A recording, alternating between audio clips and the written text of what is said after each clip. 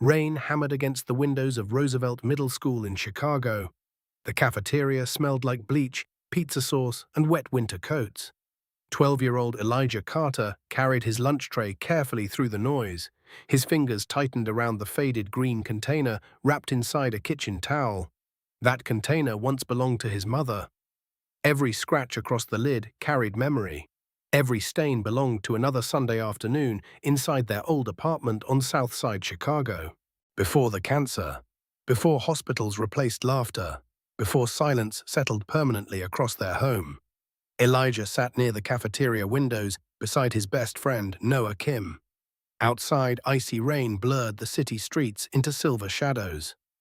Downtown skyscrapers disappeared beneath heavy clouds rolling over Lake Michigan.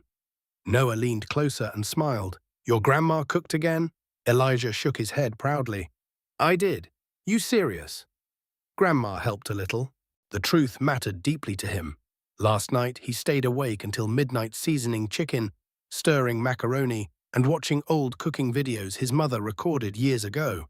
His father, Sergeant First Class Marcus Carter, returned home tomorrow after 11 months stationed overseas near Syria.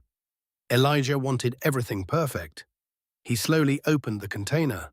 Steam escaped immediately.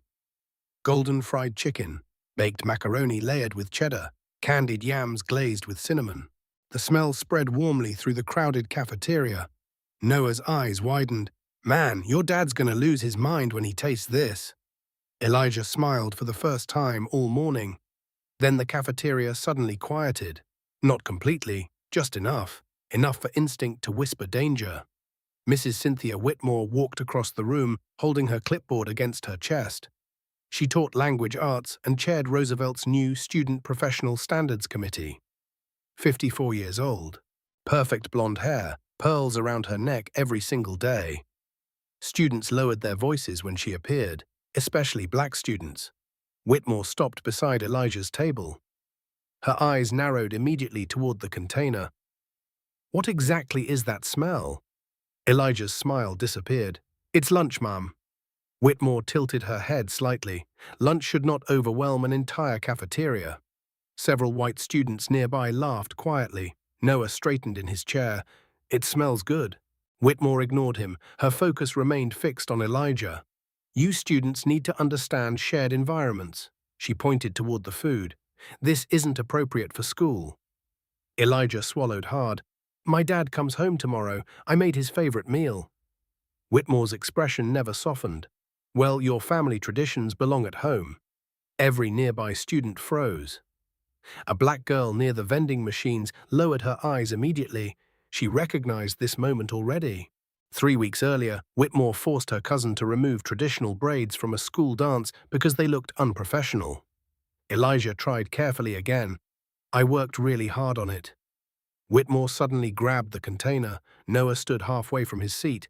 "Hey!" Whitmore stepped toward the cafeteria trash bin without hesitation. Elijah's voice cracked instantly. "Please don't." Students lifted phones. A terrible silence swallowed the room. Whitmore dumped everything into the garbage. Chicken, macaroni, yams. 3 hours of cooking crashed into black plastic bags beside spoiled milk cartons and dirty napkins. The container slipped from her hands and bounced loudly across the cafeteria floor. Elijah stared motionless. Whitmore brushed her palms together calmly. "Perhaps tomorrow you'll bring something more suitable." Then she walked away. No apology, no hesitation, no shame. Elijah slowly picked up the empty container. His hands shook violently. Noah looked furious. "That's racist." Nobody answered, because everybody already knew. The cafeteria noise returned gradually, awkwardly, like nothing happened. But Elijah remained frozen. Inside his chest, grief reopened like fresh glass. His mother taught him those recipes while weak from chemotherapy treatments. She smiled through pain and whispered the same sentence every Sunday. "Food carries memory, baby. Never let anybody make you ashamed of where you come from." Now her recipes sat buried beneath cafeteria garbage. Elijah suddenly realized something terrible. Tomorrow his father would come home expecting celebration. Instead, Elijah carried humiliation home inside his mother's empty container. Across the cafeteria, Mrs. Whitmore paused beside another teacher. She whispered quietly, "Some families simply refuse to learn standards." Unfortunately for her, Noah's phone camera was still recording. The video spread across Chicago before sunset. Students shared it first through private group chats. Then parents reposted it publicly. By midnight, local community pages carried headlines accusing Roosevelt Middle School of racial discrimination. Elijah barely noticed. He sat quietly beside his grandmother inside their apartment kitchen while cold rain rattled the windows. The empty green container rested between them on the table. Grandma Lorraine Carter stared at it for a long moment. "She threw your mother's dish into the garbage." Elijah nodded silently. Lorraine closed her eyes. For several seconds, only the ticking wall clock filled the room. Then she stood suddenly. That woman lost her mind. Her voice carried the dangerous calm Elijah recognized immediately. Lorraine Carter survived 68 Chicago winters. She marched during civil rights protests beside her older cousins in the 1960s. She raised 2 children alone after her husband died working construction near Gary, Indiana. Very little frightened her, but injustice made her furious. Elijah stared downward. "I shouldn't have brought it." Lorraine turned sharply. "Don't ever say that again." He flinched. She softened immediately. "Baby, your mother cooked those same recipes while carrying chemo medicine inside her veins." Lorraine touched his hand gently. "Nobody gets to shame your culture." Elijah's eyes burned. "I just wanted Dad proud of me." "He already is." Outside, police sirens echoed somewhere near 79th Street. Chicago sounded restless tonight. Lorraine moved toward the stove and reheated leftovers neither of them really wanted. Television news flickered silently nearby. Snow warnings crawled across the bottom of the screen. Elijah's phone vibrated repeatedly. Noah kept sending updates. "Bro, this video has 20,000 views. Some parent tagged the school district. People are going crazy online." Elijah typed slowly.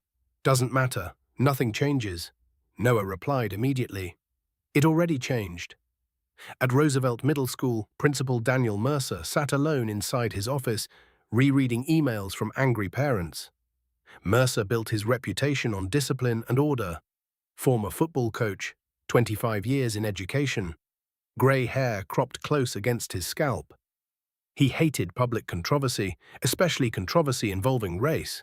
His desk phone rang again. School board office. Mercer answered carefully. "Yes?" A woman's voice responded sharply. "Daniel, tell me that cafeteria video lacks context." Mercer rubbed his forehead. "Board members are overreacting. 20,000 people watched your teacher humiliate a child. She enforced cafeteria standards. Against fried chicken?" Mercer exhaled slowly. "The optics are unfortunate." "The optics?" The woman sounded horrified. Mercer knew then the situation was slipping beyond his control. Meanwhile, inside her condominium overlooking downtown Chicago, Cynthia Whitmore poured herself wine with trembling hands. Her television replayed cell phone footage repeatedly. "What exactly is that smell?" She muted it angrily. "They're twisting everything." She paced across expensive hardwood floors. Whitmore genuinely believed she protected standards. Order mattered. Professionalism mattered. Her parents raised her believing discipline separated successful people from chaos.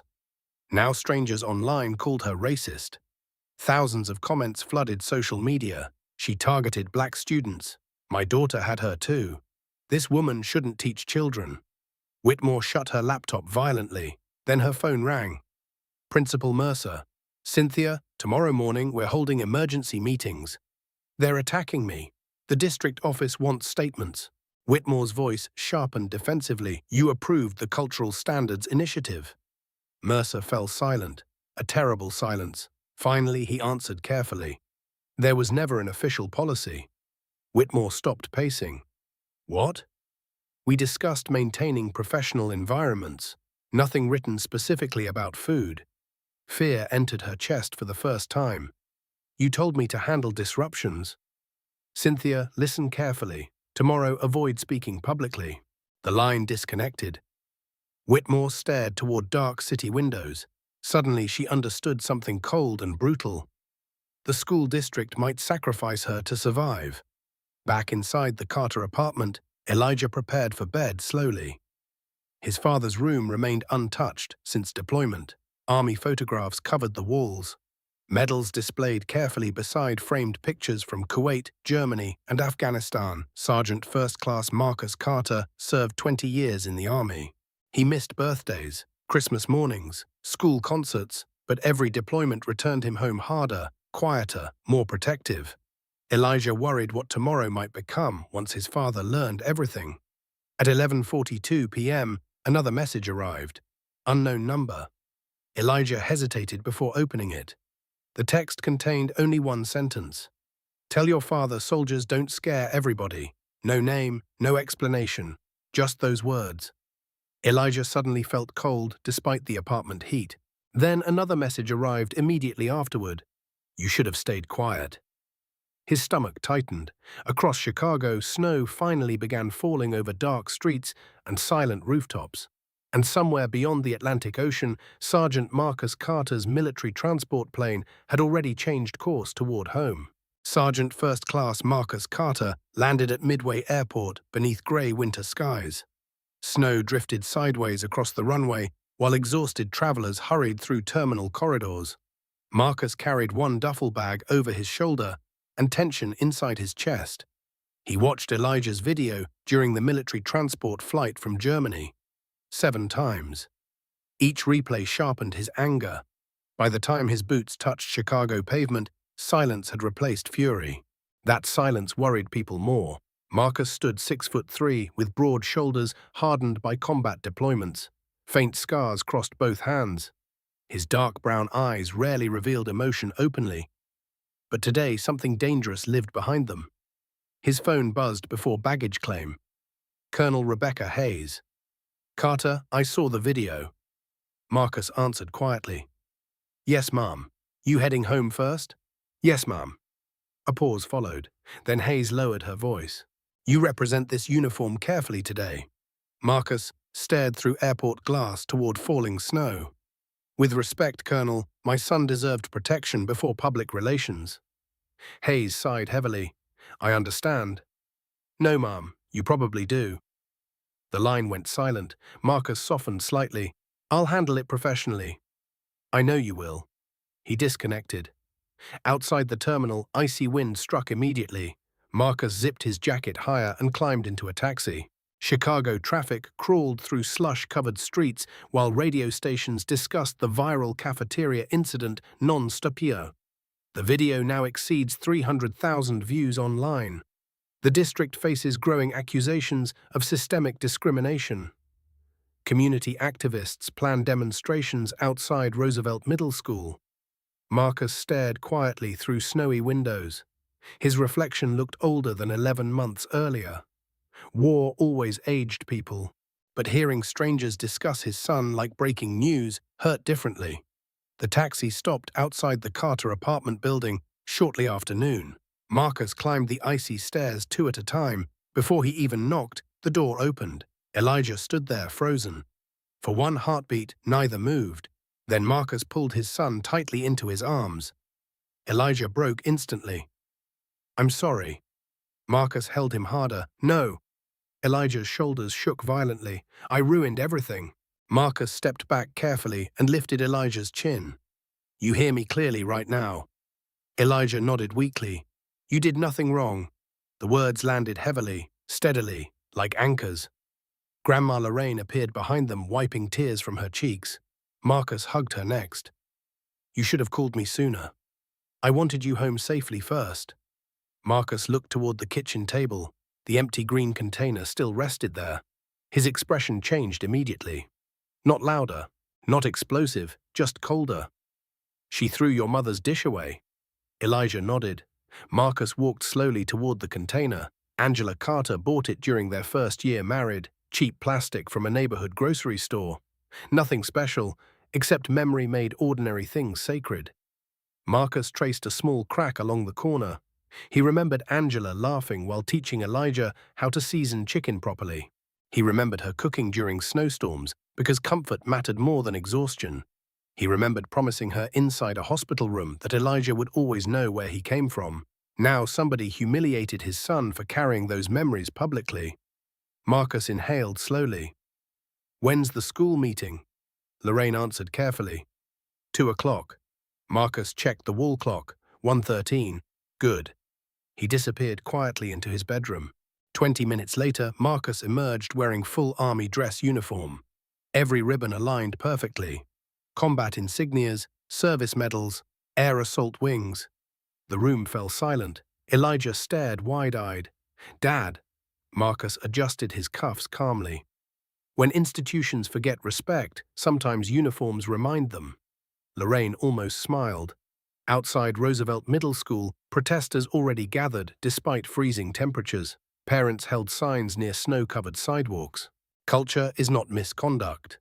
Stop targeting black students. Our children deserve dignity." Television vans crowded nearby intersections. Inside the school building, Principal Mercer paced nervously across his office. District administrators occupied the conference room already, lawyers too. Everyone feared lawsuits, everyone feared cameras. Nobody feared Elijah yesterday. That reality haunted the building now. At exactly 1:57 p.m., Roosevelt's front doors opened. Marcus Carter entered beside Elijah and Lorraine. Students stopped talking instantly. Military families recognized authority immediately. A 7th-grade girl whispered loudly, "That's Elijah's dad." Another student stared toward Marcus's combat ribbons. "He looks terrifying." Marcus ignored every stare. His focus stayed locked ahead. Principal Mercer emerged near the office hallway. Forced politeness stretched across his face. "Sergeant Carter, thank you for coming." Marcus stopped walking. "It's Sergeant First Class Carter." Mercer swallowed visibly. "My apologies." Marcus stepped closer. "You suspended my son after a teacher humiliated him publicly." Students nearby quietly lifted phones. Mercer glanced around nervously. "This conversation belongs inside the conference room." Marcus nodded once. "Then let's stop wasting time." As they entered the hallway, Elijah noticed something strange. Mrs. Whitmore stood near the office doors. But for the first time since meeting her, she looked afraid. The conference room smelled like burnt coffee and nervous sweat. Snow tapped softly against the tall windows while administrators avoided direct eye contact. Elijah sat beside Grandma Lorraine near the far end of the polished table. Marcus remained standing. That alone shifted the entire room's balance. Principal Mercer adjusted papers repeatedly. District Representative Allison Green opened a legal folder slowly. She wore sharp glasses and the exhausted expression of somebody already anticipating lawsuits. Mrs. Whitmore sat stiffly with folded hands.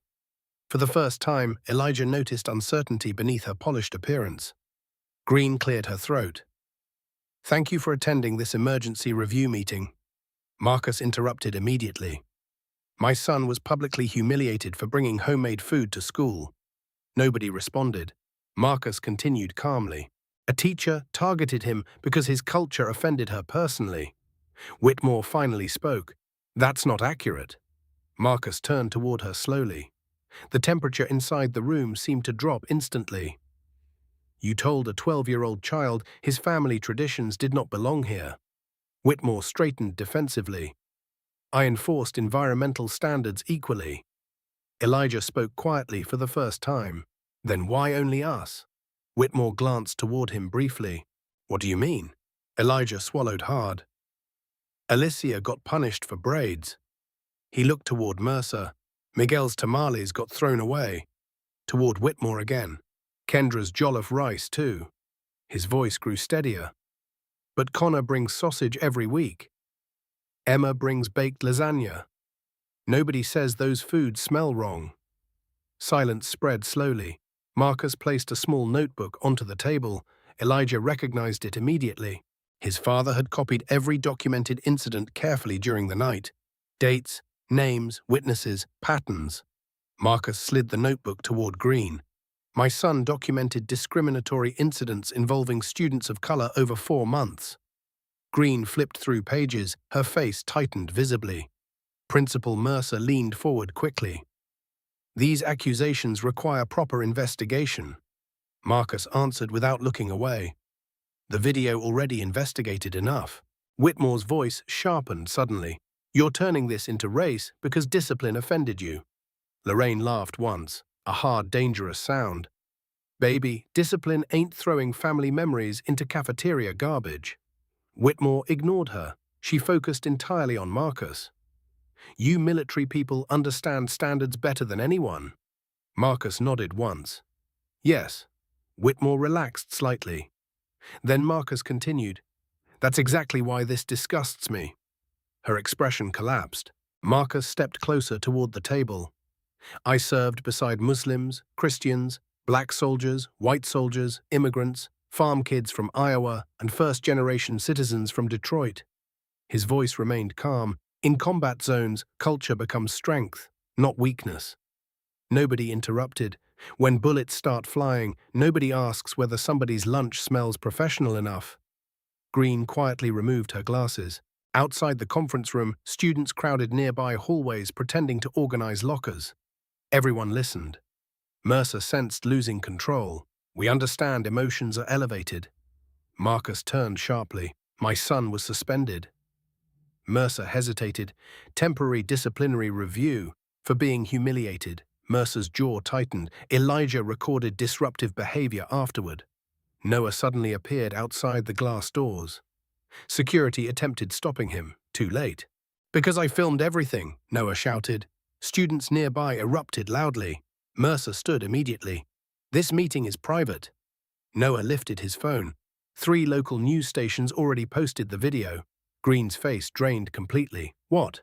Noah nodded. And reporters are outside. Mercer rushed toward the blinds. Cameras lined the sidewalk. Microphones, parents, protest signs rising through falling snow. One sign stood directly near Roosevelt's entrance. Let kids bring their culture to school. Whitmore looked shaken now, truly shaken. Green spoke carefully. Mrs. Whitmore, did you ever receive formal authorization restricting cultural foods?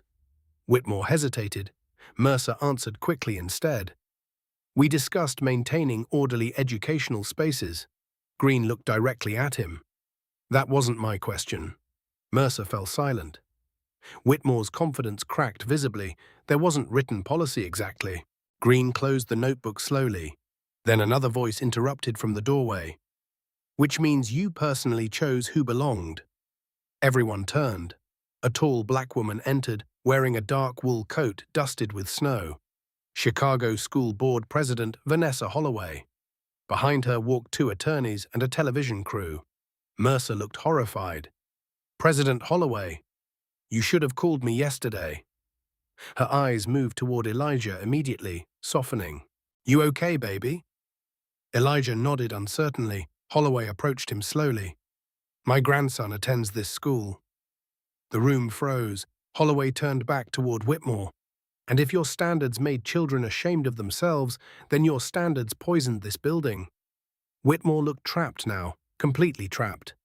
Outside the conference room, more students gathered, more phones recorded, more whispers spread through Roosevelt hallways.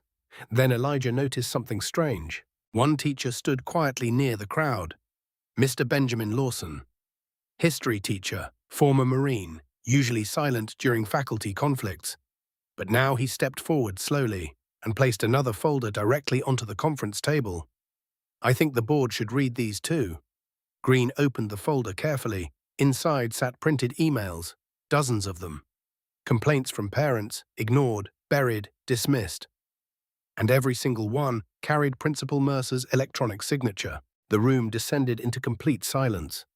Not ordinary silence, the heavy kind, the kind carrying consequences.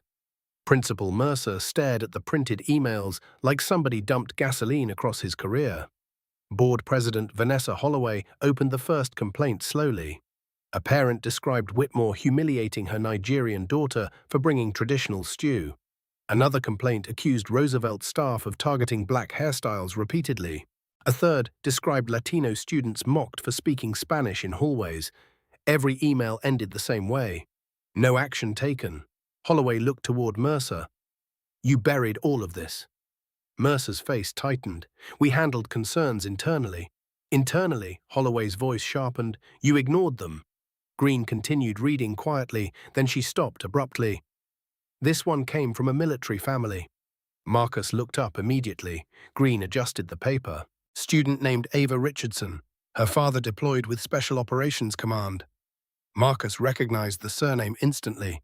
Captain Elijah Richardson served beside him in Afghanistan. Green continued reading aloud. Mrs. Whitmore told my daughter her natural curls appeared distracting during presentations. Marcus inhaled slowly. Now his anger felt personal beyond Elijah. Whitmore finally snapped. You're twisting everything into racism. Holloway turned toward her calmly. No, her eyes hardened. You did that yourself. Whitmore's composure cracked further. These students constantly challenge authority. Elijah stared at her. For the first time, fear disappeared completely. Only disappointment remained. You never even tasted my food. Whitmore looked toward him sharply. That isn't the issue. It is for me. His voice remained steady. That chicken recipe belonged to my mother before she died. The room quieted again. Elijah continued carefully. You threw away the last thing I made that reminded me of her. Whitmore opened her mouth. Nothing came out. Marcus watched his son closely. Pride flickered silently across his face. Outside the school building, snowfall intensified. Reporters crowded near Roosevelt's entrance, while parents argued loudly beneath umbrellas. Students secretly live-streamed everything through social media. Roosevelt Middle School transformed from ordinary Chicago campus into national controversy overnight. Inside the conference room, Green leaned toward Holloway. We need immediate damage control. Marcus heard every word. His expression hardened. My son isn't public relations damage. Green looked embarrassed instantly. You're right. Holloway stood slowly.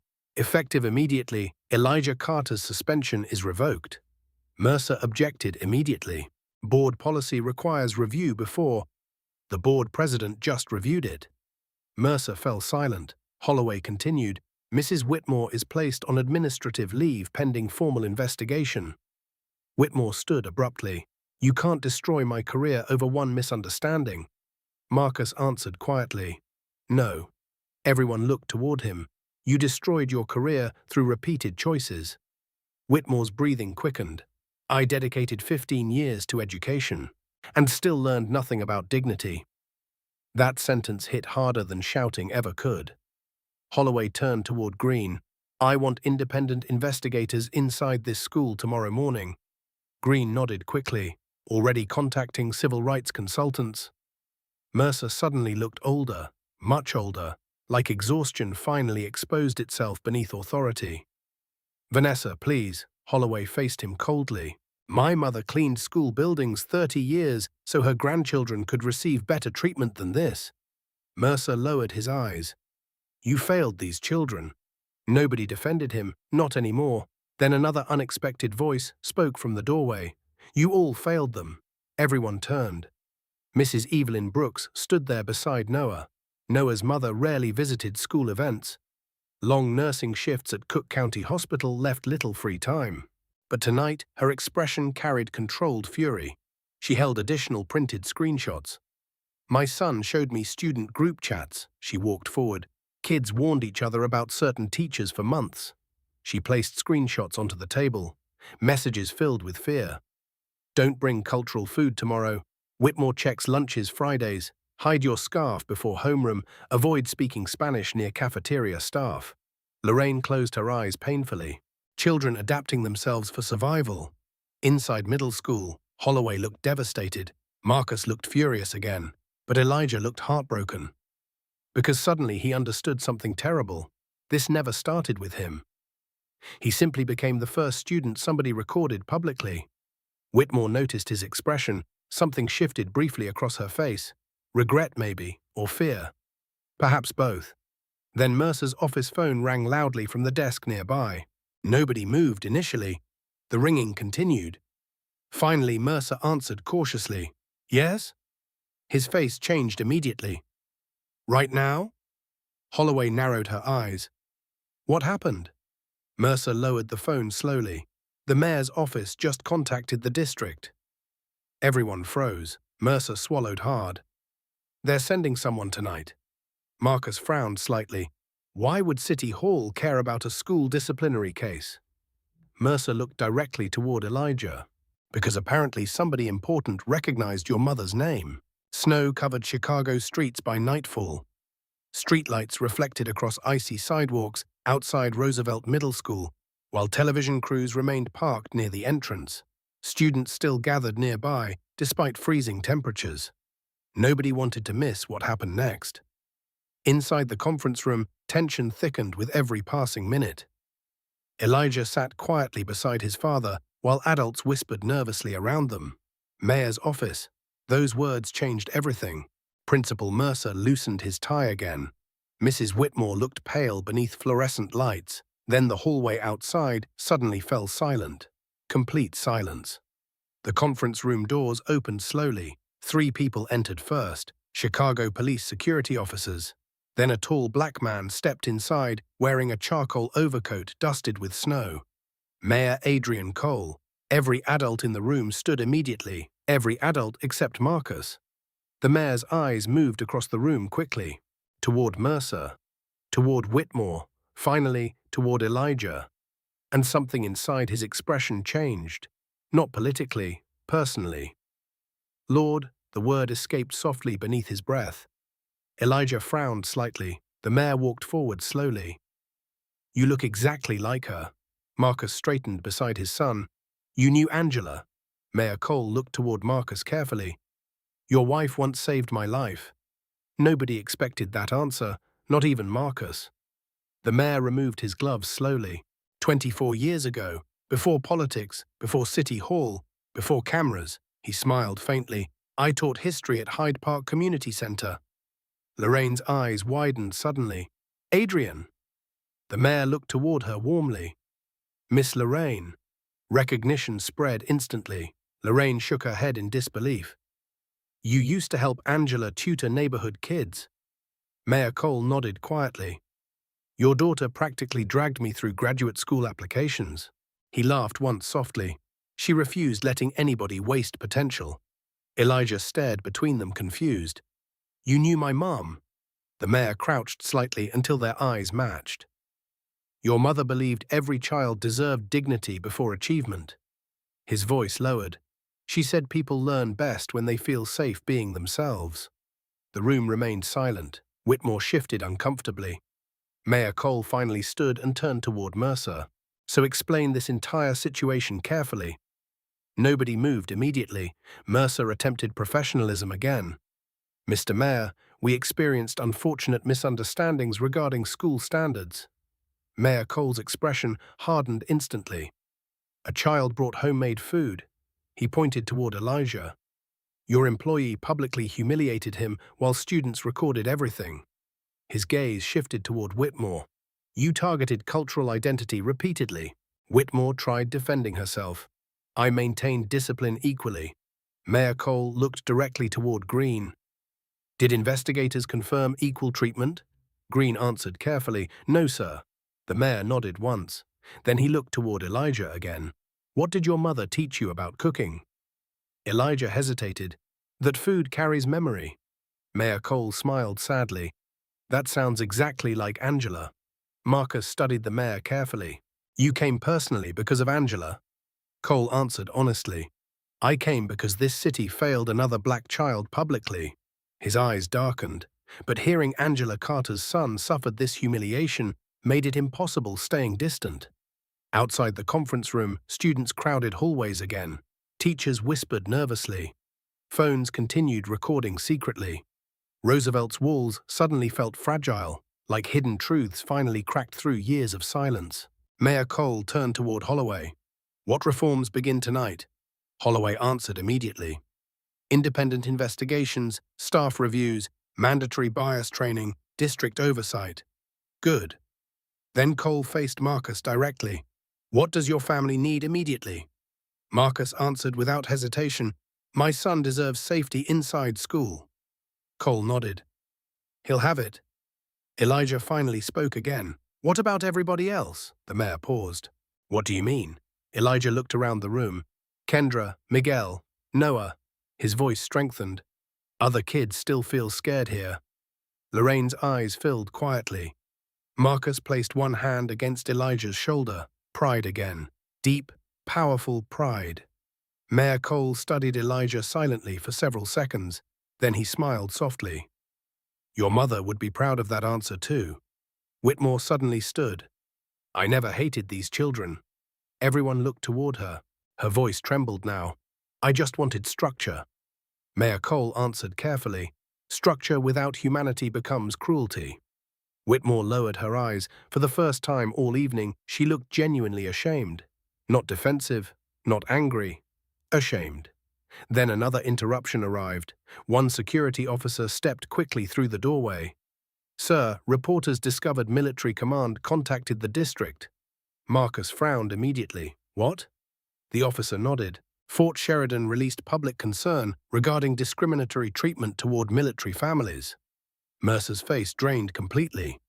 Military enrollment funded nearly 30% of Roosevelt's special programs. If military families pulled students away, Roosevelt would collapse financially. Mayor Cole looked toward Marcus slowly. You didn't tell me the army became involved. Marcus looked equally surprised. I didn't contact them. His phone vibrated immediately afterward. Unknown military number, Marcus answered cautiously. Yes? Colonel Rebecca Hayes spoke calmly. Sergeant Carter, Secretary Ramirez's office reviewed the video personally. Marcus froze. Everyone watched him. Hayes continued, and somebody very senior wants to speak with your son tomorrow morning. The next morning, Roosevelt Middle School looked ordinary from the outside. Gray clouds hovered above snow-covered streets. Students arrived bundled in jackets, scarves, gloves. Cell phone cameras slipped secretly into pockets. News crews gathered along the sidewalk, their vans parked in a line blocking the school's main entrance. Inside, Elijah prepared quietly in the hallway. Marcus adjusted his son's coat, ensuring every detail appeared calm. Lorraine lingered behind them, watching both carefully. Anxiety and determination tangled in the cold winter air. Security officers cleared a path toward the conference room where the senior official from the military command awaited. Colonel Hayes had arranged a private meeting directly with the superintendent and Elijah, ensuring no previous mistakes would be repeated. Elijah's hands tightened around the edge of the table. He remembered the container, the discarded chicken, his mother's voice from years ago. He remembered standing silently in the cafeteria while the world seemed to mock him. Every detail sharpened his resolve. Marcus watched quietly, his presence alone commanding authority. Teachers and administrators entered the room, whispering quietly among themselves. Whitmore lingered in the back, finally realizing the gravity of consequences beyond her own career. Mayor Cole arrived shortly afterward, entering with a calm but commanding presence. His eyes settled on Elijah and Marcus immediately. A sense of relief and validation washed over Elijah as he realized he was not alone. His voice, small but steady, finally had powerful witnesses beside it. The superintendent, Dr. Torres, looked nervous but maintained professionalism. Green and Mercer flanked her, papers in hand. The military official took his seat, scrutinizing the room carefully. The weight of accountability pressed down visibly on every adult present. Marcus spoke first, his voice low and firm. My son's dignity was violated yesterday. Today we ensure it is restored. No child should be punished for heritage, culture, or tradition. Holloway, standing near the doorway, nodded sharply. We will immediately implement district-wide measures, including bias training, independent reporting, and oversight. Cultural celebration initiatives will be mandatory starting today. Elijah inhaled slowly, the tension easing slightly. His eyes met Marcus's, understanding the silent support. Whitmore finally spoke, her voice trembling. I made mistakes. I didn't understand. Mayor Cole interrupted. Your mistakes cannot continue affecting children. Administrative leave begins immediately. Investigations follow. Accountability will be enforced. Whitmore sank into a chair, color drained from her face. Mercer's composure faltered. Green nodded silently, taking notes for legal documentation. The entire room felt the shift. Power was no longer unilateral. Outside, students whispered, phones recording the unusual activity. News vans signaled national attention. Parents peeked curiously through windows, understanding the gravity before any official announcement. The snow continued to fall softly, blanketing the city in quiet observation. Marcus crouched slightly, speaking to Elijah. "This is justice, baby. Not vengeance, not spectacle. Dignity restored, truth acknowledged." Elijah felt a mixture of relief and lingering trauma. He nodded slowly, the weight on his young shoulders lightening slightly. For the first time in days, he felt seen. Mayor Cole placed a firm hand on Marcus's shoulder. "Your family's advocacy will protect more than your son today. It sets a precedent." Elijah's chest swelled with pride and clarity. Justice, once delayed, had arrived through persistence, courage, and evidence carefully documented. The world outside may have been chaotic, but inside this room, change had begun. By mid-morning, news crews and social media channels were ablaze with the Roosevelt Middle School story. Parents clustered near the front steps, recording everything and sharing live updates. Students slipped their phones out in hallways, capturing images of administrators and teachers who had once wielded power without scrutiny. Inside the building, a palpable shift had occurred. Teachers who previously maintained control through intimidation now spoke in hushed tones. Whitmore remained seated in the conference room, her face pale and eyes wide. Mercer, equally subdued, flipped through documents nervously, realizing the gravity of failing to act on repeated complaints. Elijah sat with his father and grandmother, watching the adults scramble. Every glance toward him carried an unspoken acknowledgement of right and wrong. For the first time, he felt a sense of agency, his voice amplified by the presence of those who held authority. Mayor Cole leaned toward Elijah quietly. "Your mother's principles are alive through you. Never forget that. You stood up for yourself when nobody else would." Elijah nodded, swallowing hard. The fear from yesterday lingered, but was tempered by validation and the knowledge that the city now recognized injustice. Outside, Superintendent Torres and the district attorneys coordinated immediate measures. Green confirmed the launch of independent investigations into the repeated targeting of students of color, and Holloway ordered district-wide bias training for all staff. A cultural celebration initiative was to begin immediately, emphasizing respect for heritage, food, attire, and language. Marcus observed the procedural execution quietly. His military discipline translated naturally into a calm, watchful presence, and it became clear to everyone in the room that any attempt to circumvent accountability would be futile. Later, as administrators were escorted out to comply with leave orders, students began cautiously gathering in hallways. Phones and cameras recorded the unusual scene, Whitmore and Mercer leaving, flanked by security, fully aware of public scrutiny. Murmurs of approval and whispered congratulations passed from student to student. Elijah felt a mix of relief and pride. His mother's voice echoed in his memory, reminding him that integrity and courage were worth any personal cost. Marcus placed a firm hand on his son's shoulder.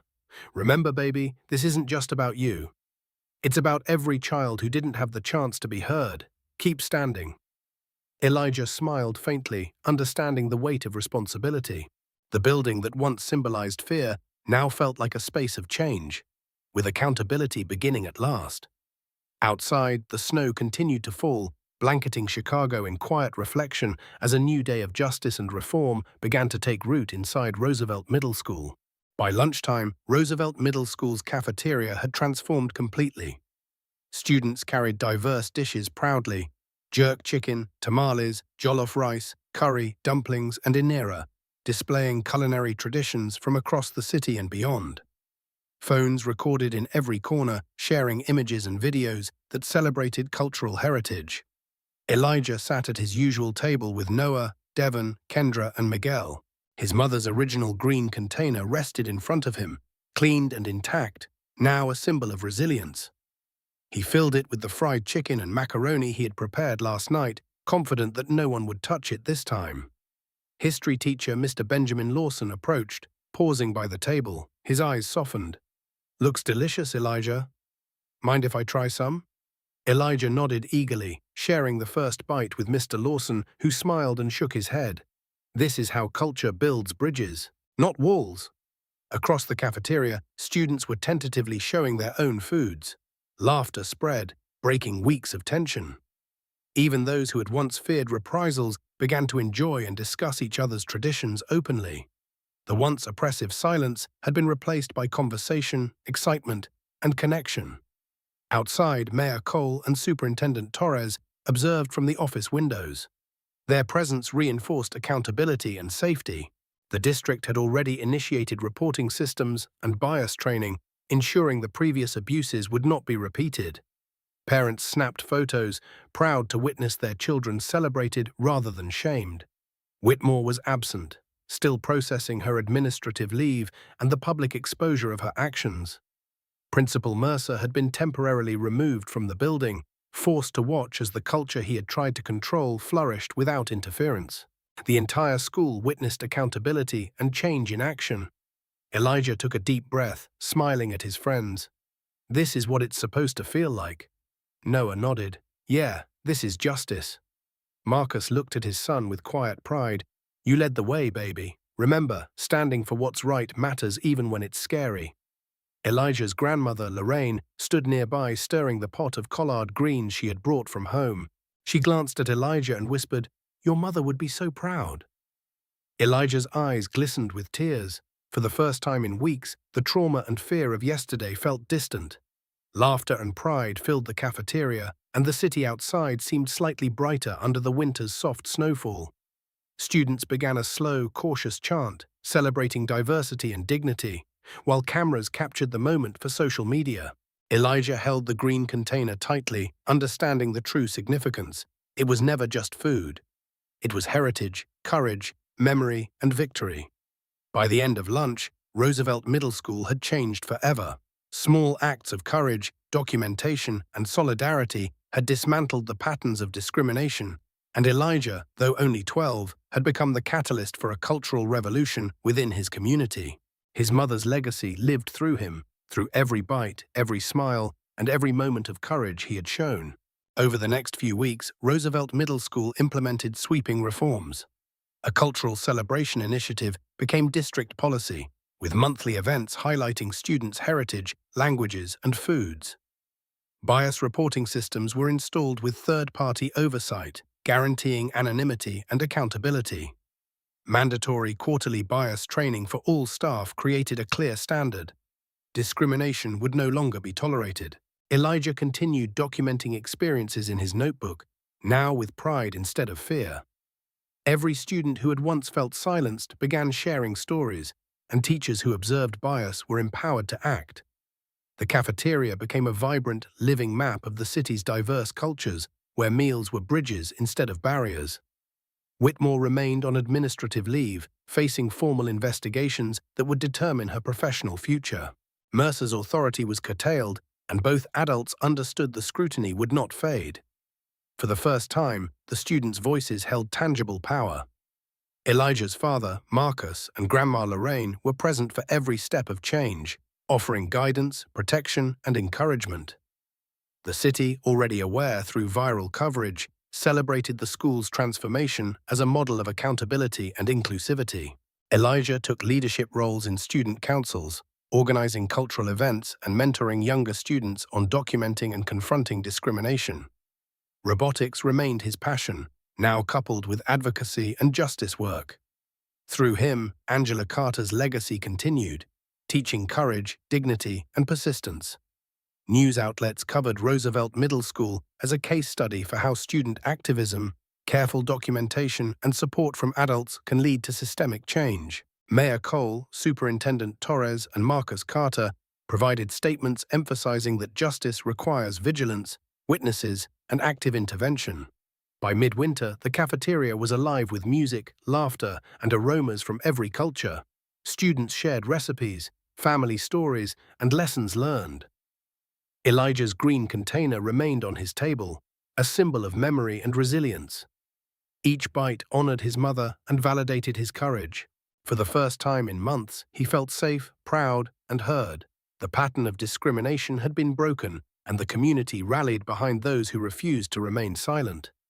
Elijah understood the power of evidence, the importance of allies, and the responsibility of speaking truth to authority. Through consistent action, vigilance, and solidarity, Roosevelt Middle School became more than a building. It became a place where culture, dignity, and identity could flourish. And Elijah Carter, 12 years old, had helped catalyze that change, ensuring that no child would have to fear humiliation for embracing who they were. By spring, Roosevelt Middle School had fully embraced the cultural celebration program. Students proudly wore traditional clothing, hairstyles, and shared meals from home every week. The cafeteria buzzed with excitement and curiosity rather than fear, and previously marginalized students now felt empowered to express their identities openly. Elijah continued to document events, using his notebook to track incidents, improvements, and the progress of staff training. Teachers and administrators began consulting him informally, realizing his insight into student experiences was invaluable. The school culture shifted from top-down enforcement to community collaboration, and students began mentoring one another in advocacy and mutual respect. Marcus Carter and Grandma Lorraine remained present, attending school events and offering guidance to other families whose children had faced discrimination. Their consistent involvement reassured students that their voices mattered and that injustice would not be ignored. Marcus occasionally spoke at assemblies, emphasizing integrity, courage, and accountability. News coverage highlighted Roosevelt Middle School as a model for educational equity, showcasing how student activism, combined with adult support, could drive systemic reform. Whitmore's administrative leave continued, and her actions became a cautionary tale, illustrating the consequences of unchecked bias in educational environments. Elijah's confidence grew alongside his skills in robotics and advocacy. He started teaching younger students how to document experiences effectively and how to approach authority respectfully but assertively. The school board took a direct interest in these mentorship programs, expanding them to other schools in the district. The community celebrated progress not only for Elijah, but for all children whose cultural identities had once been suppressed. Food, clothing, and language became tools of unity rather than division. Parents began volunteering more actively, students collaborated across backgrounds, and staff adjusted curricula to highlight diverse histories and traditions. Elijah's green container, once a symbol of loss and humiliation, now sat proudly on his table. It represented resilience, heritage, and the power of standing up against injustice. Every shared meal reinforced the lessons of courage, documentation, and advocacy that he had learned in just a few short months. By the end of the school year, Roosevelt Middle School had transformed into a vibrant, inclusive environment where students of all backgrounds felt seen, respected, and valued. The policies, the advocacy, and the daily practices reinforced that dignity and a culture were not optional. They were fundamental. Elijah Carter, 12 years old, had not only preserved his mother's legacy, but had also ensured a lasting impact on the community, inspiring peers and adults alike to honor diversity and justice in every corner of their school. By early summer, the impact of Elijah's actions extended beyond Roosevelt Middle School. Other schools in the district began reporting similar instances of microaggressions and cultural suppression. The district initiated widespread training, policy reviews, and oversight to prevent any recurrence. Elijah's documentation methods were shared as a model for student advocacy across the city. Elijah continued balancing schoolwork, robotics, and his new role as a student advocate. He held workshops for peers on how to document discrimination and safely report incidents, teaching younger students to preserve integrity while standing up for their rights. Noah and other friends helped, ensuring a supportive network that extended beyond classrooms. Marcus and Lorraine supported these initiatives, attending events and providing mentorship. They worked with school administrators to ensure policies were implemented consistently, emphasizing that dignity and respect must be upheld daily, not only in high-profile incidents. The cafeteria remained a vibrant cultural hub. Students openly shared traditional meals, taught each other recipes, and discussed their heritage proudly. Teachers who once enforced strict uniformity learned to celebrate diversity, and staff meetings regularly included training and reflection on cultural sensitivity. Even students who had been hesitant before began participating, understanding the value of both expression and solidarity. Whitmore's administrative leave continued as investigations concluded. The findings documented repeated discriminatory practices, and she was ultimately removed from her position. Principal Mercer faced accountability measures, receiving corrective oversight and mandatory sensitivity training. These actions sent a clear message to all staff. Discrimination would no longer be tolerated, and leadership must protect students. Elijah's mother's legacy remained central to the school's transformation. The green container continued to serve as a symbol, not only for Elijah personally, but for the entire student body. The enduring power of heritage, the importance of standing up against injustice, and the necessity of using evidence and courage to effect change. Community members, parents, and media outlets celebrated Roosevelt Middle School as a model for equity and inclusion. Elijah, though only 12, had influenced systemic change, proving that even young voices, when supported and documented, can reshape institutions.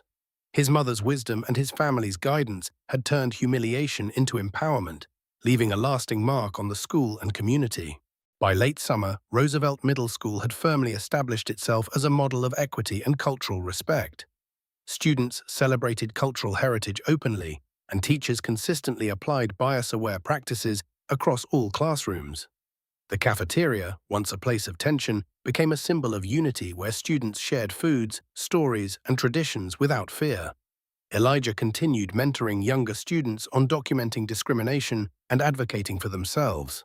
His workshops became part of the school's curriculum, teaching peers about integrity, courage, and evidence-based advocacy. Noah, Devon, Kendra, and Miguel supported these efforts, forming a student-led council dedicated to equity and inclusion. Marcus Carter remained actively involved, consulting with administrators to ensure policy enforcement and cultural awareness. Lorraine provided guidance and support to families, emphasizing the importance of resilience, community, and standing up for what is right. The family's presence reinforced the ongoing commitment to justice and accountability. Media outlets highlighted Roosevelt's transformation as a case study for systemic change in schools. Social media stories showcased students proudly wearing traditional attire, sharing recipes, and participating in cultural programs. The city's community celebrated the school's progress, viewing it as a model for other districts nationwide. Whitmore's removal from her position and Mercer's administrative oversight served as a clear precedent. Staff members understood that discrimination, even when framed as policy enforcement, would be challenged and held accountable. This shifted the school culture permanently toward respect and inclusivity.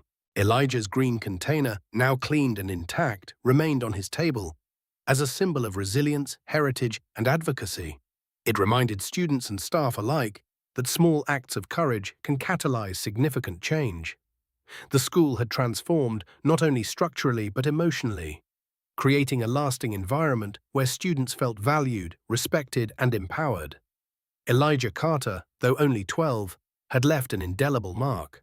His courage, documentation, and refusal to accept humiliation created ripples that influenced staff, students, and the broader community. Through him, his mother's legacy endured, and Roosevelt Middle School became a beacon of dignity, equity, and hope.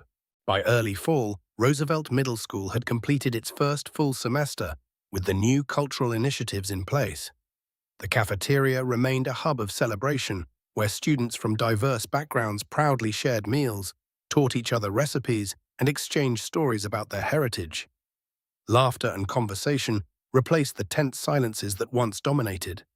Elijah's role had grown steadily.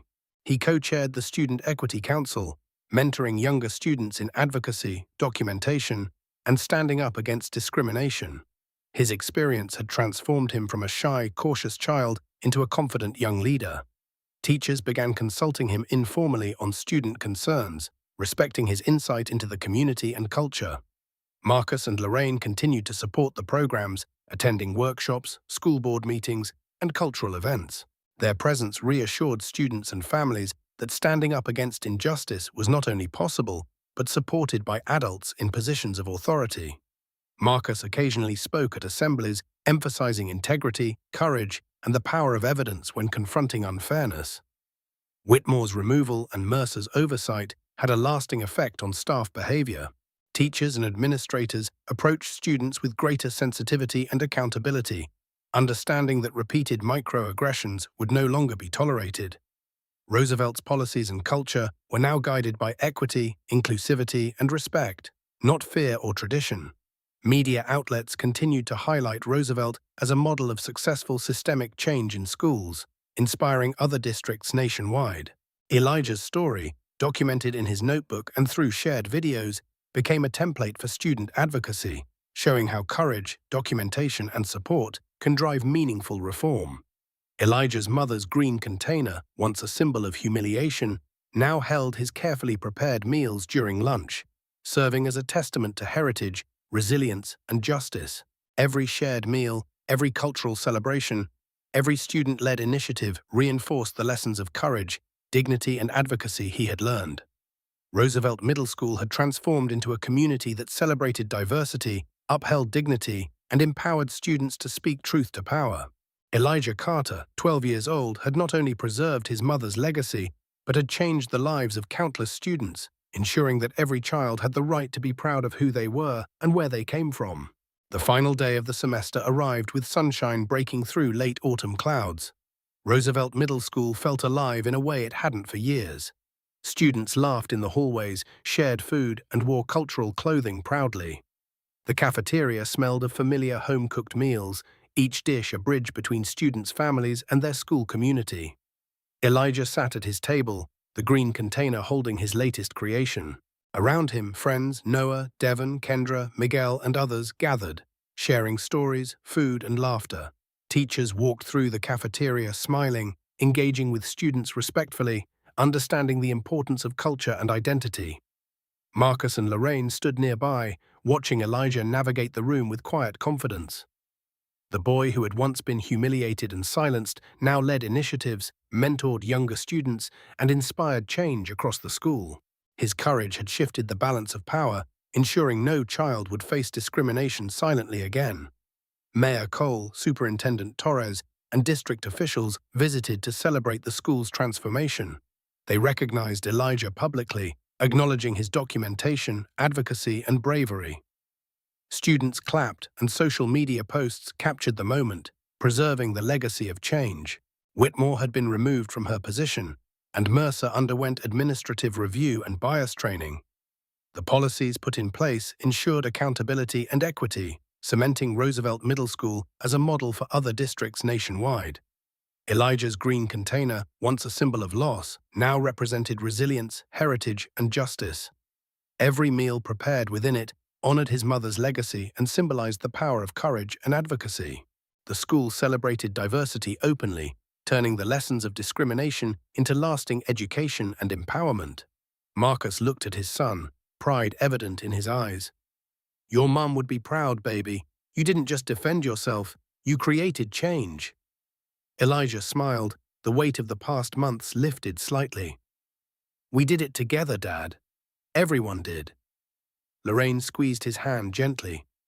"Your mama's legacy is alive in every single one of you." The school bell rang, signaling the end of the day, and the cafeteria echoed with laughter, conversation, and celebration. Roosevelt Middle School had transformed, not just in policy, but in heart. Students understood that dignity, culture, and identity were to be protected and honored. Elijah looked around at the smiling faces, the shared meals, the unity. For the first time, he felt that justice had not only been served, but sustained. He whispered softly to himself, "Mum, we did it." And finally he added aloud, full of conviction and hope, "Subscribe to the channel, leave a comment, and share this video."